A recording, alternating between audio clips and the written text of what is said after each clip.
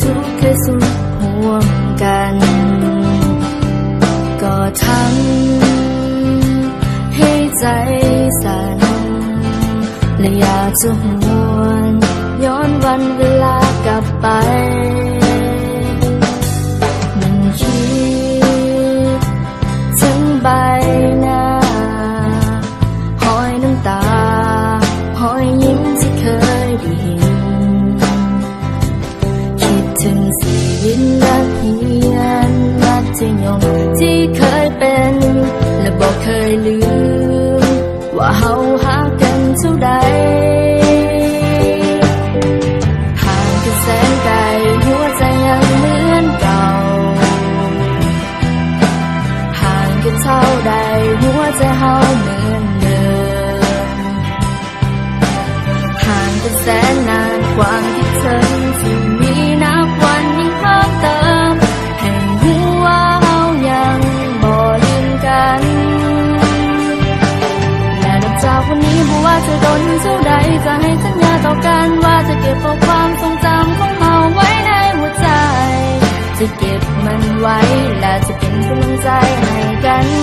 เมื่อวันต่อไปถ้าเจ้าหากต้องเสียใจหรือเจ้าต้องมีน้ำตาคอยนึกถึงความทรงจำของเฮาในวันที่เฮาเคยอยู่เคียงข้างกันและมันยังคงจะเป็นแบบนั้นตลอดไป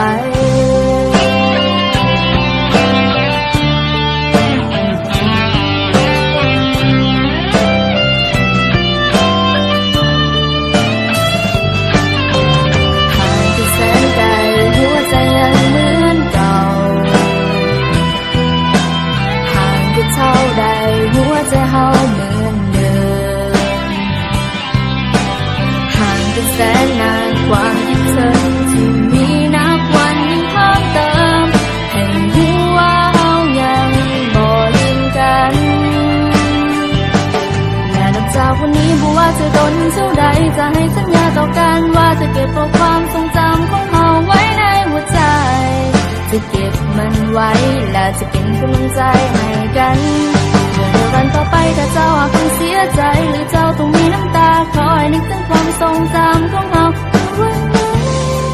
ในวันที่เฮาเคยอยู่เคียงข้างกันและเฮายังคงจะเป็นเพื่อนกันตลอดไปและนับจากวันนี้ไม่ว่าจะโดนเท่าใดจะให้สัญญาต่อกันว่าจะเก็บเอาความทรงจำของเฮาไว้ในหัวใจจะเก็บมันไว้และจะเป็นกำลังใจให้กันเมื่อในวันต่อไปถ้าเจ้าหากต้องเสียใจหรือเจ้าต้องมีน้ำตาขอให้นึกถึงความทรงจำของเฮาเมื่อวันนั้น